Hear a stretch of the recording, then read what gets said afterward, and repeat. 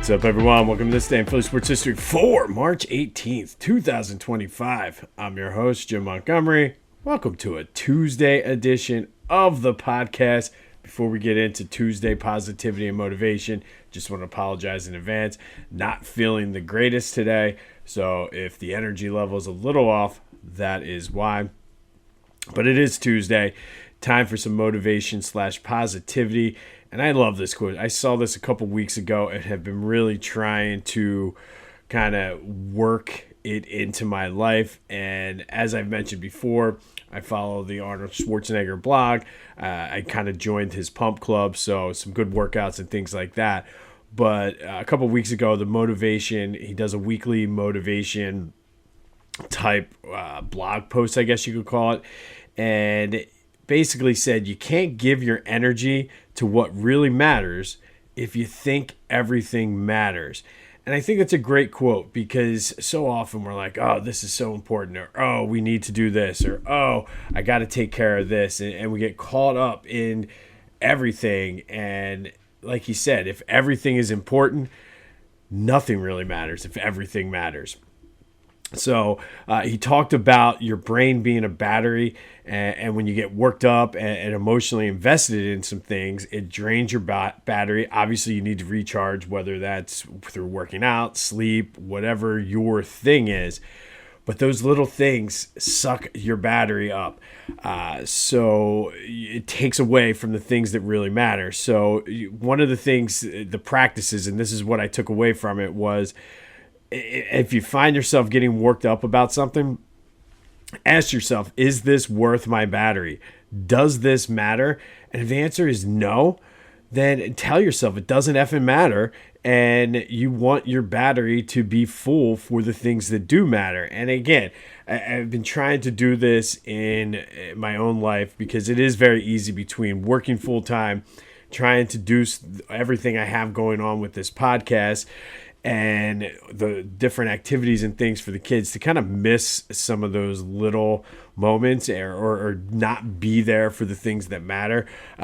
So sometimes it's like, you know what, put it aside, go have a catch, go shoot some hoops, or whatever it could be, go take advantage of something. And I really think it's worth, at the end of the day, does this matter?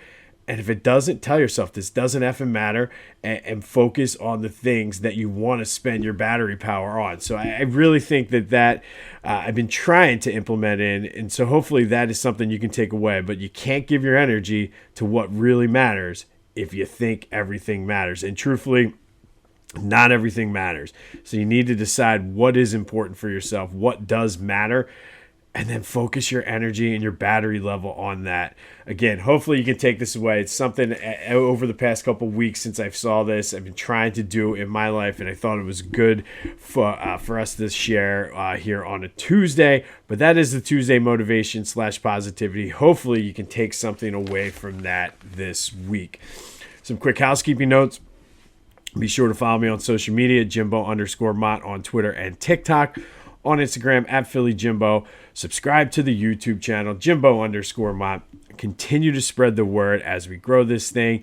As a reminder, I sat down last weekend with Lenny Wagner, who is the author of Playing with the Best, One Man's Journey Through the Golden Age of Sports, basically a biography on Walter French. Definitely go check out what you can about Walter French. Once I'm feeling a little bit better, I do need to, I'll get the interview, and I plan on sometime in April releasing the interview. But if you want to find more about Walter French, I put Lenny Wagner's website in my description. He's also going to be doing a book signing Wednesday and another one in April. All of the details are in there. But go support Lenny. Good dude.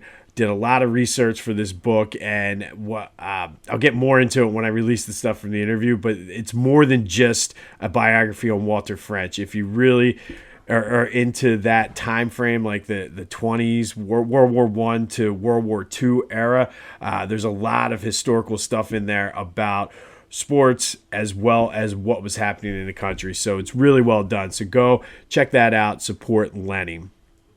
All right, Sixers. Kind of an entertaining game, I would think. 144-137 in overtime, a high-scoring game. We may have found something with Quentin Grimes. He had a career-high 46. But on the positive side, they lost, which is good. So they're currently tied for the 5th draft spot with the Nets. They're only a half game up on the Raptors, but the Sixers do have the tiebreaker, I believe, over both of those teams. 15 games left, or 13 games left. It's going to be tight down the finish. We need to somehow get Quentin Grimes out of the lineup. But Paul George officially is done for the season. Not really. I thought it was his finger, but now he was apparently getting injections into his groin and his knee. Hopefully he's out for the rest of his career in Philadelphia. We'll see how that plays out. But good loss, I guess. It kind of keeps the NBA from when you're putting up 137 points and losing in overtime. I think it kind of keeps the NBA away with the whole tanking thing. So good loss for the Sixers yesterday. I do think, like I said, they may have found something with Quentin Grimes.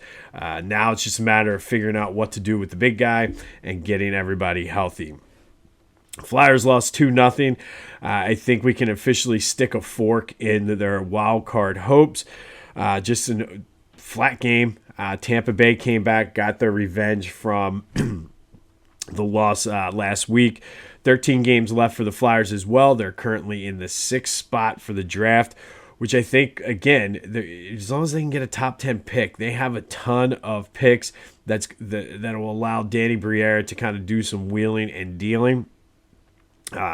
So we are tank watching for both the Sixers and the Flyers. Phillies announced that the Phillies announced that Zack Wheeler will start opening day. You certainly don't want Chris Wheeler on the mound. I don't think any surprise there. Zack Wheeler will get the start March 27th against the Nationals. We do have a couple Eagles news and notes here. Lane was extended for another year. I don't think that was a surprise. Likely, I didn't see the details of the contract. Likely gives them some cap room and flexibility. I feel like they do this every year. Lane was supposed to retire 4 years ago, and they just keep extending him, reworking his contract. And, I mean, he's still playing at a high level, so why not? But the other big news was they signed Azeez Ojulari from the Giants. He's another former Georgia Bulldog. Has been inconsistent over the course of his career, but does have a ton of potential, especially playing on a team with a lot of his former teammates. Another one of these bargain bin, low-risk, high-reward moves by Howie Roseman. So we'll see. He seems to hit on more of these than he doesn't. So hopefully Azeez Ojulari, I should say, can find a little bit of a resurgence playing with his teammates. Again, he has a ton of potential. He's just very inconsistent and has been injured. So hopefully a change of scenery, the familiarity with his teammates will help him there. Be sure to check out my boys over at the Clashing Conferences podcast. Lots of great things going on with their sports fan network. Go to clashingconferences.com for details to see how you can get involved in their sports fan network. The podcasts they do are all available on YouTube and wherever you get your podcasts. And then go to Philly Goat. It's springtime. They have a ton of spring gear for you, your family, your kids. It's that time where Easter's coming up. A lot of people buy some spring wardrobes for Easter. Philly Goat's got you covered for Easter, Passover, whatever you celebrate. You don't celebrate any of them, just go buy something. Be sure to use the promo code Jim Montgomery to take 10% off of your order. That's phillygoat.com, promo code Jim Montgomery to take 10% off of your order. All right, today is a little bit of a Wilt Chamberlain day, and I always say we could do this day in Wilt Chamberlain history on this podcast, but I don't want to bore everybody. However, this is a big day in the history of Wilt Chamberlain. First, in 1968, Wilt recorded an unofficial quintuple-double. 53 points, 32 rebounds, 14 assists, 24 steals, and 11 blocks. So just kind of think about that. Let that sink in. Truthfully, it's unofficial only because the NBA did not keep steals and blocks as an official stat until 1971. And it's a shame. because Wilt's numbers and everything would have been so much better than what they were because of just his ability to block shots and everything like that. And I, excuse me, I had that reversed. He had 24 blocks, 11 steals. I apologize for that. But Harvey Pollack, legendary statistician for the Sixers and the Philadelphia Warriors, kept the blocks and steals in his official stat. So that's how there's even sort of a record that Wilt had the quintuple-double. And Harvey is one of the most respected guys in NBA history and at the NBA at the time. So I'll take his word for it. Sixers did beat the Lakers that day, 158-128. Hal Greer added 32 points, but it was Wilt Chamberlain with a quintuple-double, 53 points, 32 rebounds, 24 blocks, 14 assists, and 11 steals. That's just insane. The closest anybody's ever come was Akeem Olajuwon in 1987. In an overtime game, he had 38 points, 17 rebounds, 12 blocks, 7 steals, and 6 assists. Just kind of puts into perspective what kind of night Wilt had that day. And then fast forward to 1991, and on this day in 1991, the Sixers retired Wilt Chamberlain's number 13 into the rafters. At the time, it was the Spectrum, now the Wells Fargo Center. Only played for the Sixers from 64 to 68, helped lead them to the 1967 NBA championship. Only one of 3 in franchise history. He won 1 scoring title, 3 rebounding titles, and was a 3-time MVP while playing for the Sixers. One of the best to ever do it. And today, March 18th, is Wilt Chamberlain Day. On this day in 1968, had an unofficial quintuple-double, 53 points, 32 rebounds, 14 assists, 11 steals, and 24 blocks. Yes, you heard that right. 24 blocks, and then got his number retired when the Sixers retired his number 13 in 1991. But that does lead to today's question of the day. And usually everybody talks about the GOAT, and it's Kobe, Michael, or LeBron. Nobody talks much about the big man. So today, who is the best big man in NBA history? You can go anywhere. You could do Wilt. You could do Shaq. You could do somebody like Hakeem Olajuwon, Bill Russell. So many to choose from. Who's the greatest big man in NBA history? 267-495-8531. That'll get you in to the Back to the Future voice and text line. Get that.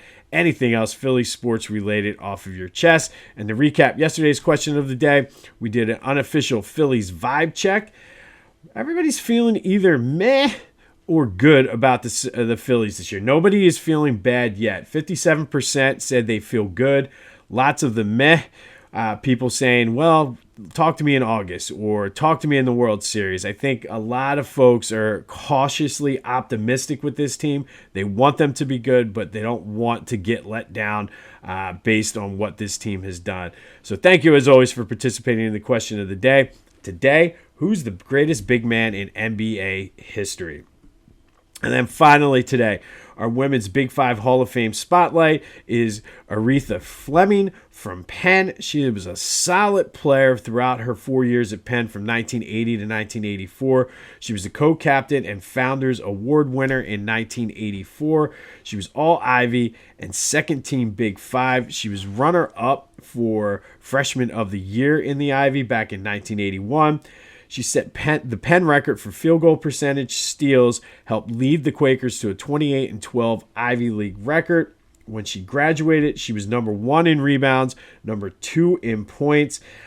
She was the Women's Sports Foundation All-Northeast Region player in her senior year. She was inducted into the Big Five Hall of Fame in 1991. She's in the Penn Athletics Hall of Fame, but one of the greatest to ever do it down at Penn is Auretha Fleming from Penn, who again is a solid player, all Ivy, all Big Five, one of the best to do it. So today we should salute you, Auretha Fleming from Penn. On this day in 1991, Sixers retired Wilt Chamberlain's number 13. In 1968, he had a quintuple-double, double digits in 5 major categories, 53 points, 32 rebounds, 14 assists, 11 steals, and 24 blocks.